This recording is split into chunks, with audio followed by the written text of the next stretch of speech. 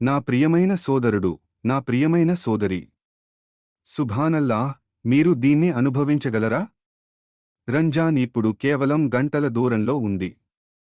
మనం ఎదురుచూస్తున్న నెల, దేవదూతలు ఎదురుచూస్తున్న నెల, జన్నత్ ద్వారాలు విశాలంగా తెరుచుకునే మరియు జహన్నం ద్వారాలు మూసివేయబడే నెల, ఇది దాదాపుగా వచ్చేసింది.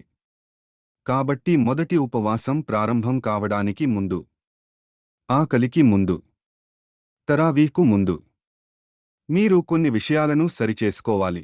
1. స్పష్టమైన నియత్, ఉద్దేశం చేయండి. ప్రవక్త ముహమ్మద్ సల్లల్లాహు అలైహి వసల్లం ఇలా చెప్పారు: కర్మలు ఉద్దేశాల ద్వారా నిర్ణయించబడతాయి.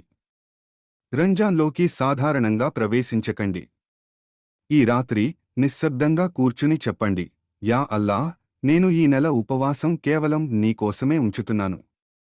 సంస్కృతి కోసం కాదు, కుటుంబం కోసం కాదు, రొటీన్ కోసం కాదు, కేవలం నీకోసమే.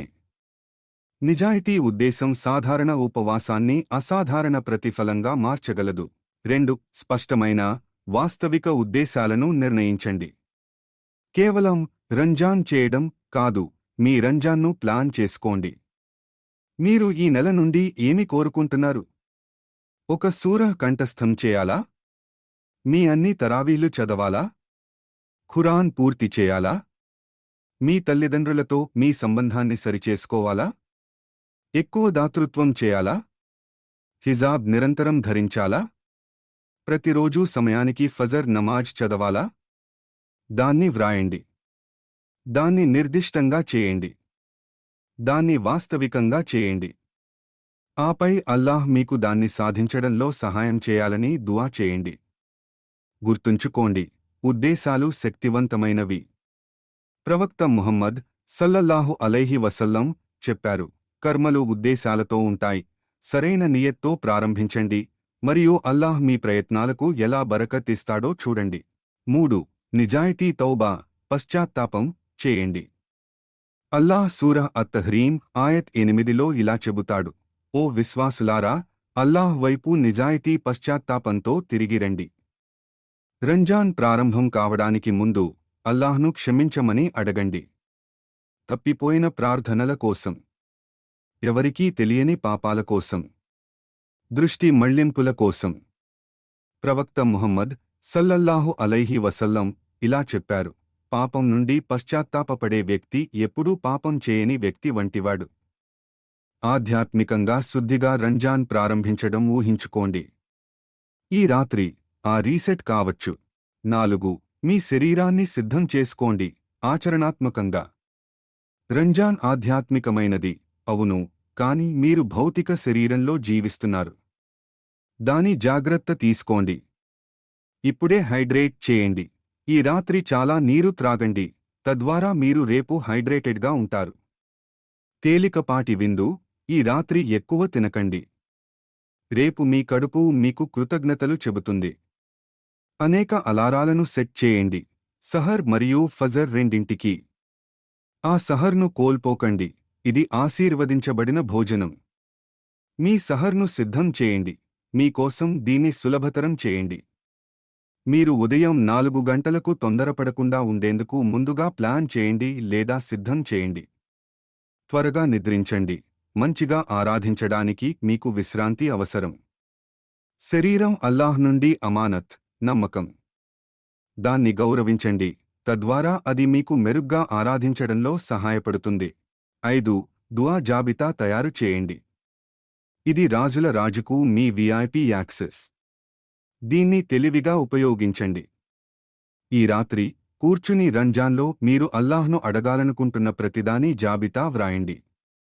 మీ హృదయానికి స్వస్థత, మీకు మరియు మీ కుటుంబానికి మార్గదర్శకత్వం, క్షమాపణ, జన్నత్, ఈ జీవితంలో మరియు తర్వాత విజయం, ఆ ఉద్యోగం, ఆ జీవిత భాగస్వామి, ఆ బిడ్డ, ఆ ఆరోగ్యం, ఉమ్మత్ కోసం.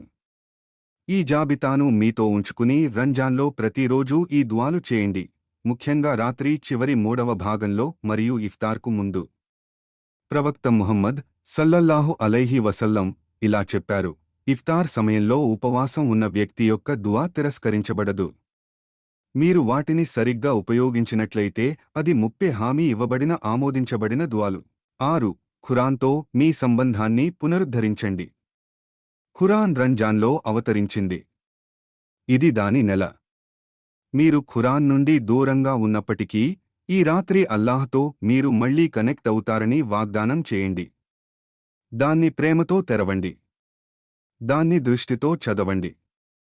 మీ హృదయంతో దానిపై ఆలోచించండి. మీ జీవితంలో దాన్ని వర్తింపజేయండి. ఇది చాలా ఎక్కువ అయితే మీరు మొత్తం ఖురాన్ పూర్తి చేయనవసరం లేదు, కాని ప్రతిరోజూ ఏదైనా చదవడానికి కట్టుబడండి, అది కేవలం ఒక పేజీ అయినా సరే. ఖురాన్ తీర్పు దినంలో మీ మధ్యవర్తి అవుతుంది. ఇప్పుడే దానితో మీ సంబంధాన్ని నిర్మించండి. 7. గుర్తుంచుకోండి, అల్లాహ్ మిమ్మల్ని దగ్గరగా కోరుకుంటున్నాడు. రంజాన్ భారం కాదు, ఇది ఆహ్వానం. ప్రవక్త ముహమ్మద్ సల్లల్లాహు అలైహి వసల్లం ఇలా చెప్పారు: విశ్వాసం మరియు ప్రతిఫలం యొక్క ఆశతో రంజాన్ ఉపవాసం ఉన్న ఎవరైనా అతని గత పాపాలు క్షమించబడతాయి. అల్లాహ్ పరిపూర్ణతను వెతకడం లేదు, అతను ప్రయత్నాన్ని వెతుకుతున్నాడు, వినయాన్ని, నిజాయితీని. మీరు రంజాన్ సమయంలో పడిపోయినా తిరిగి రండి. మళ్ళీ ఆశాజనకమైన ముగింపు. ఈ రాత్రి మీ తలుపు. మీరు రంజాన్లోకి దృష్టి మరల్చబడి ప్రవేశించవచ్చు, లేదా మీరు ఉద్దేశంతో ప్రవేశించవచ్చు. మీరు అపరాధ భావంతో ప్రవేశించవచ్చు, లేదా మీరు పశ్చాత్తాపంతో ప్రవేశించవచ్చు.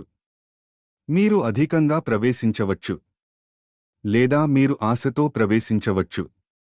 రంజాన్ దేవదూత కావడం గురించి కాదు, ఇది అల్లాహ్కు దగ్గరగా కావడం గురించి.